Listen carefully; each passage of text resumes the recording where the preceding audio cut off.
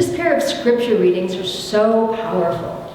You can't beat a good theophany, a visible manifestation of God to humans. And here we are this week. Lucky us, we have at least two. The Exodus story provides a nice parallel and forms a connection to the Jesus in Mark's story. It's not a coincidence that Moses has a witness, Joshua, just as Jesus has three, Peter, James, and John, in the Mark passage. Presenting these two readings together is a further reminder that Jesus is not an isolated incident, but a part of the story of redemption. When we see Moses, we think of the law that God had given to the people. Jesus came and fulfilled the commandments of the law. Elijah represents the prophets. Being seen with Jesus indicates the prophecy of the Messiah has been fulfilled. This time connection is important. Moses, who did not enter the promised land, Elijah was directly swept into heaven, and with the coming kingdom, all will be together again. You may wonder, as I did, what is transfiguration? You may or may never hear this word again until next year, or perhaps if you have Orthodox friends, the Feast of the Transfiguration comes up in August. And transfiguration is a great word. It gives us the concept of transformation, of metamorphosis. And today, Transformation Sunday, why is it a thing? In the calendar and literary context, it is the end of Epiphany, the beginning of Lent. In our hearts and minds, the ordinary made extraordinary. We get an idea of the sense of the power of God and a confirmation of Jesus' divinity. God chose a select few Jesus' true nature.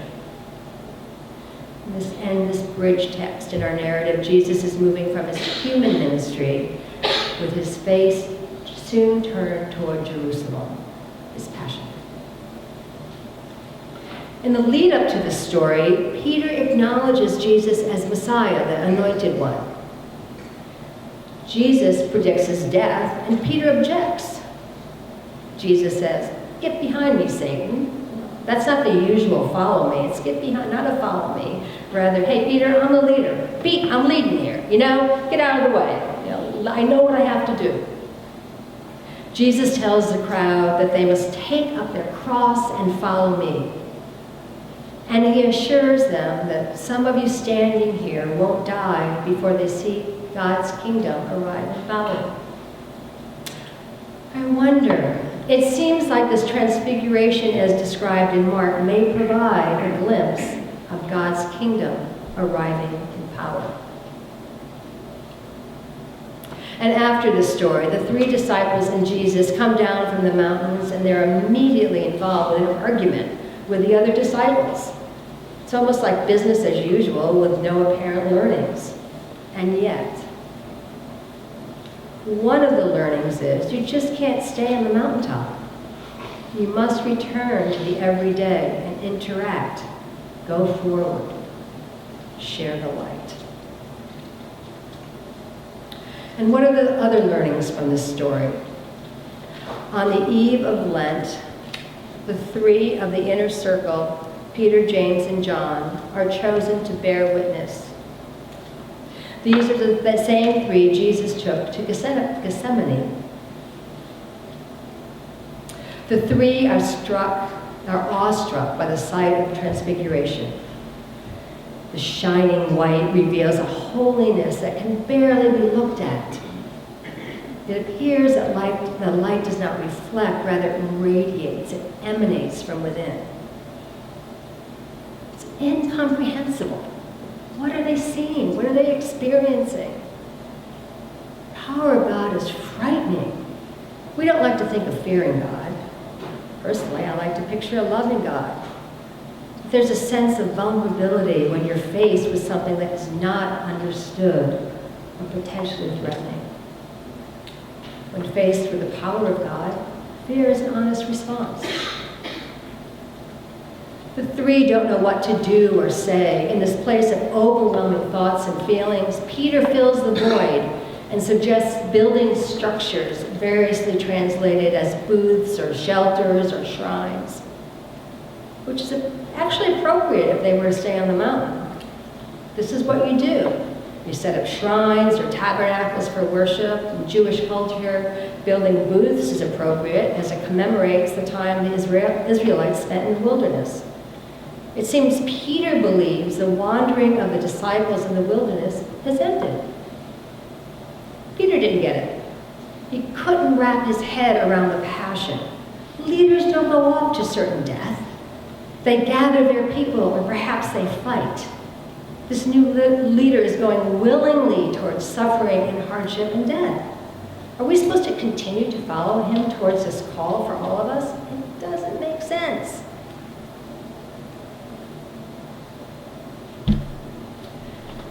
And throughout this otherworldly experience, the inner three group of disciples are bearing witness.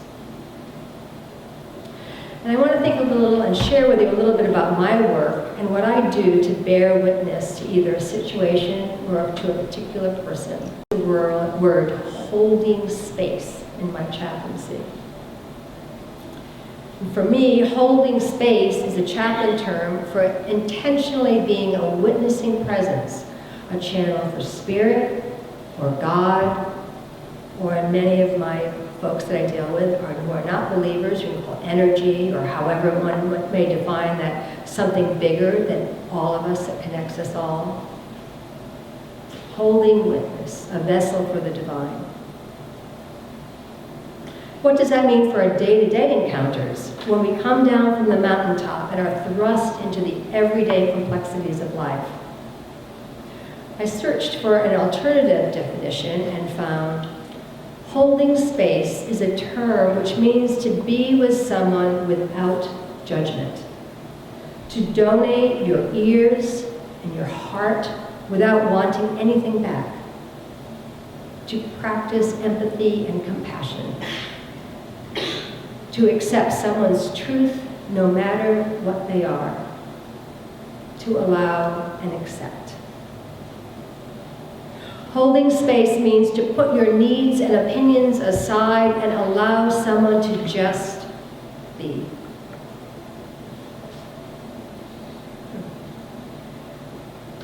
Meanwhile, as I return to our story, I wonder what it would be like to walk in the shoes of the disciples, to experience the story then, or now with hindsight. And what about today in our daily lives? What happens when and if you have this giant aha moment? What do you do with it? And in the case of Peter, his perception of the truth was maybe a little bit off.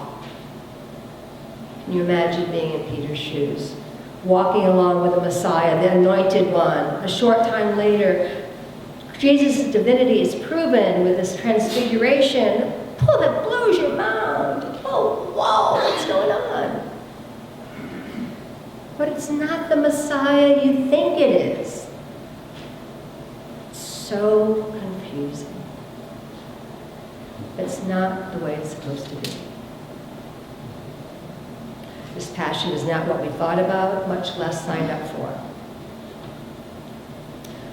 I wonder, when have you thought about the way something should be in your life, only to have it turn out just the opposite?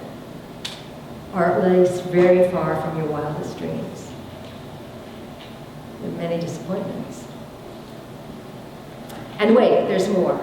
You've climbed up this mountain and you're near the top, only to find out that wasn't even the hard part.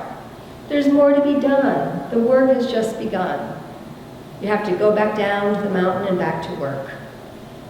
Of course, there's fear and apprehension. When do we feel tempted to take the easy road? When we're called to a difficult task. There is inevitably a time when we wonder if it's worth it. We start to think of plan B, or some way to sneak away. In a way, Jesus' ministry really just begins when he's first tempted to take the easy way out. Instead, he reminds everyone that his path does in fact head straight for the cross.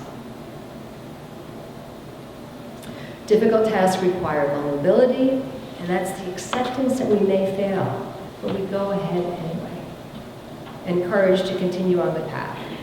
Perhaps it is the vision, the radiance of the sight of the transfiguration that gives us strength and courage to follow, to be the servants God calls us to be.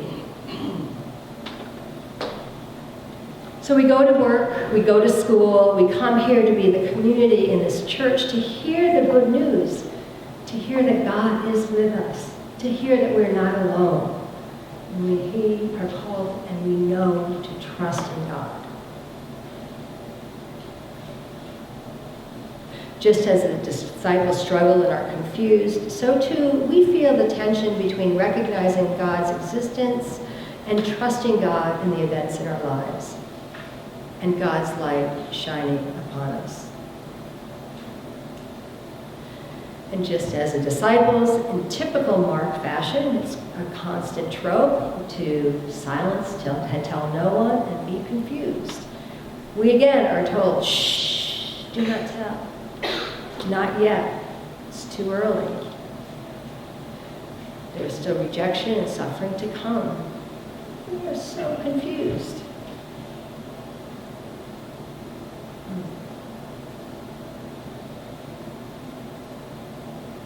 So we have this aha God light moment shined upon us. The brightness within us, between each other. Can't tell anybody. It's not time, not yet. What to do? And another aside here, when Allison asked me earlier this week about a sermon title, I said, I haven't a clue.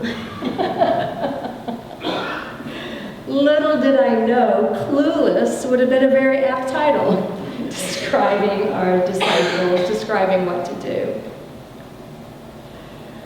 I like clueless as a subtitle because many times I feel totally clueless.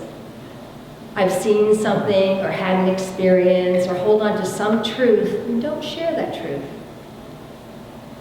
I don't know if it would be the right thing to do.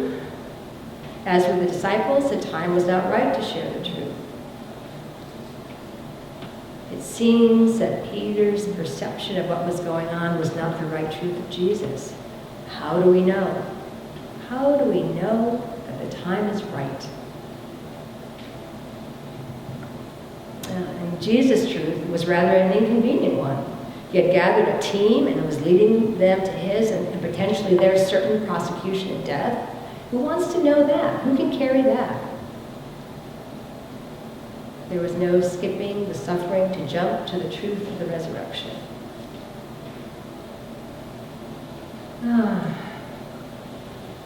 Dana told the children, and we do, we need to listen.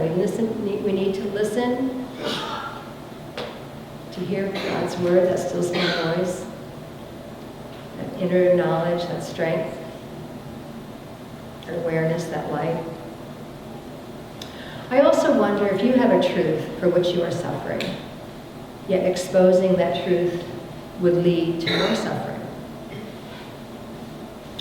Let me offer that this community is a safe one in which to share your stories. And my hope and prayer is we continue to grow in our ability to hold space for one another as beloved children of God. The God who has shined on us, the God we trust. And if we cannot tell, we must show. We can show by our actions.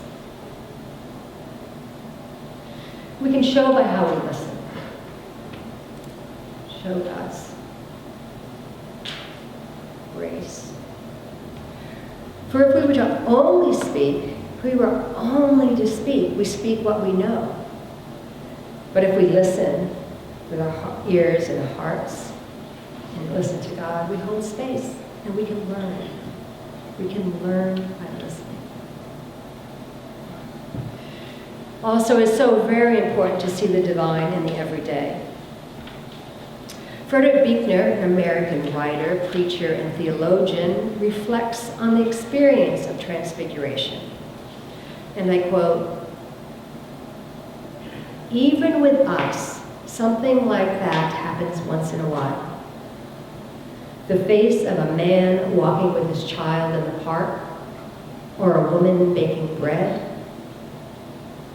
of sometimes even the unlikeliest person listening to a concert, say, or standing barefoot in the sand, watching the waves roll in,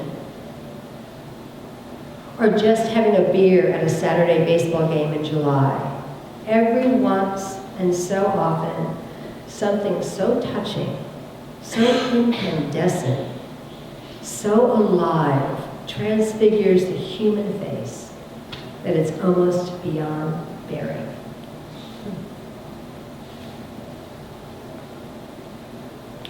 I have a memory of a wonderful joy and divinity in that moment of transfiguration.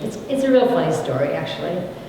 The kids were little, and we're going up to Prince Edward Island. This is probably 25 years ago. We were driving through New Brunswick in Canada, and apparently our Connecticut license plate caught the attention of a rural provincial trooper, as did Ian's speeding in our Ford Taurus station wagon. We got pulled over. Cam's probably 3 and Margot's 1. They're in car seats in the back. And my dear, sensitive Cameron started to bawl. He's bawling, he's crying when this person of authority approaches the car and is really seriously questioning his dad. The officer looks around, tells us, maybe it's time for you guys to take a break. Get off at the next exit and buy ice cream for the kids. Enjoy the day. Enjoy New Brunswick. Enjoy our town. Yeah, and by the way, enjoy my sister's ice cream store. And slow down. It's part of the story. We follow his directions and he follows us. We go to the sister's ice cream joint. And Margot never had ice cream before. We hold the ice cream cone for her, tell her to have her taste. And I wish I had a photo of this. It's permanently etched in my eye. She licks it. Her eyes, she's never had ice cream before. Her eyes roll back in her head, and her little eyelashes are fluttering, and it's just that incandescent divinity of transfiguration of an ice cream cone.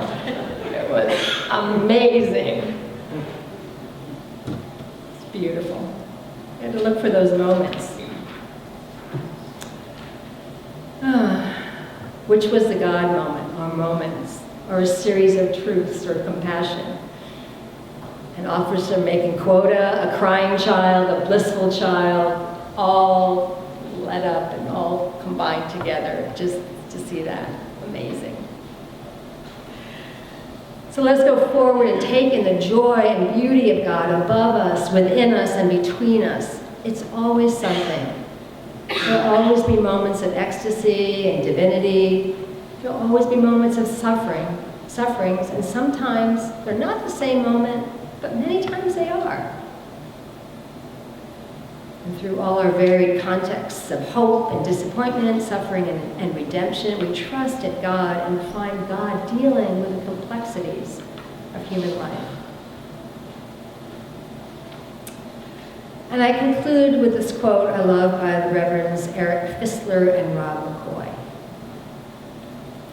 Transfiguration is both mysterious and strange and also very practical. Like Moses, we are called to embody the spirit of the law and represent God's truth and justice.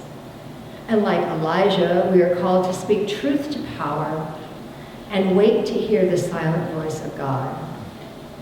Instead of shying away from the mystery, perhaps this Sunday is a chance to embrace it and the practical implications of being transfigured by Christ. Thanks be to God, and amen.